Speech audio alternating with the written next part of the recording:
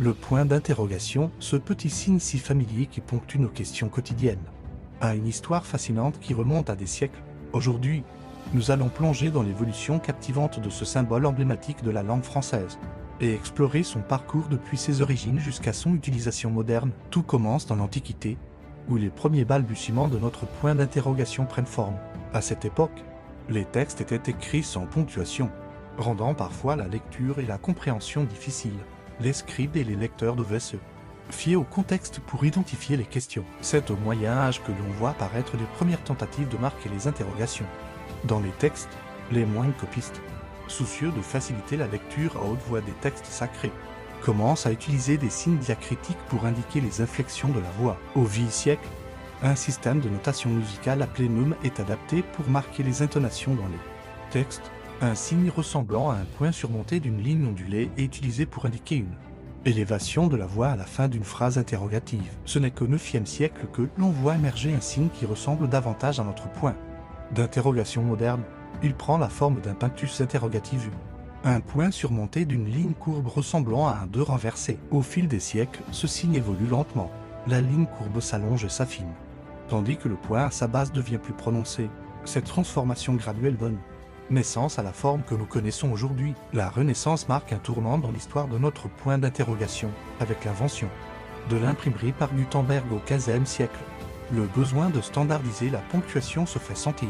Les imprimeurs jouent un rôle crucial dans la diffusion et la normalisation du point d'interrogation. C'est à cette époque que le point d'interrogation commence à être utilisé de manière plus systématique dans les textes imprimés.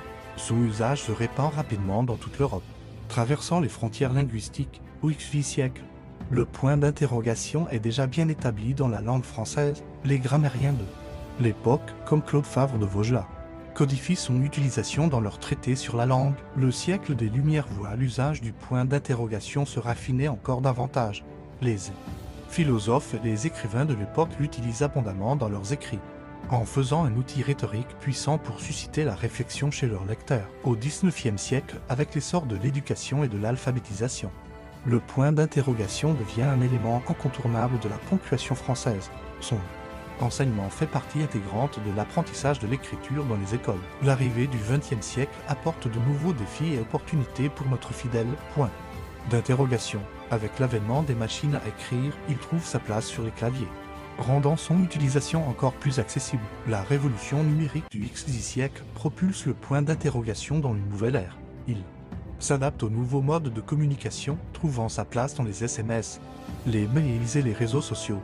Aujourd'hui, le point d'interrogation est plus qu'un simple signe de ponctuation, il est devenu un symbole culturel utilisé dans le langage visuel, les émojis et même dans l'art contemporain. Son rôle dans la langue française moderne est multiple. Il sert bien sûr à marquer les phrases interrogatives directes, mais il peut aussi exprimer le doute, la surprise ou l'ironie lorsqu'il est utilisé entre parenthèses. Dans certains contextes, le point d'interrogation peut même être redoublé ou triplé pour accentuer l'intensité de la question ou de l'émotion exprimée. Cette pratique, bien que non recommandée dans l'écriture formelle, est courante dans les communications informelles.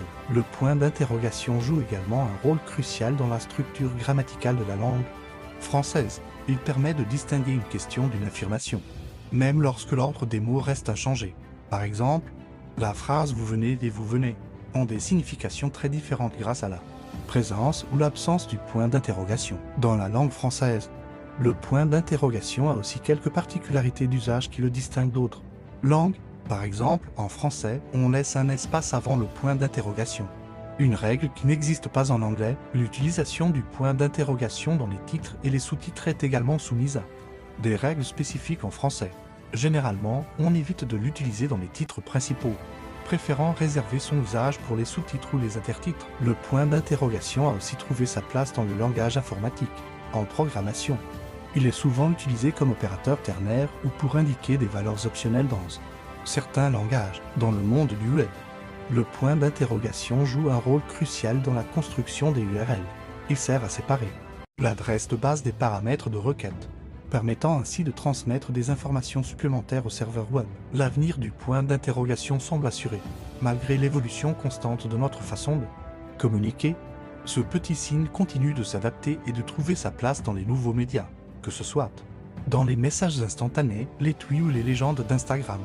Le point d'interrogation reste un outil indispensable pour exprimer nos questions et nos doutes. En conclusion, l'histoire du point d'interrogation est un fascinant voyage à travers les siècles, de ses origines modestes dans les manuscrits médiévaux à son omniprésence dans notre monde numérique.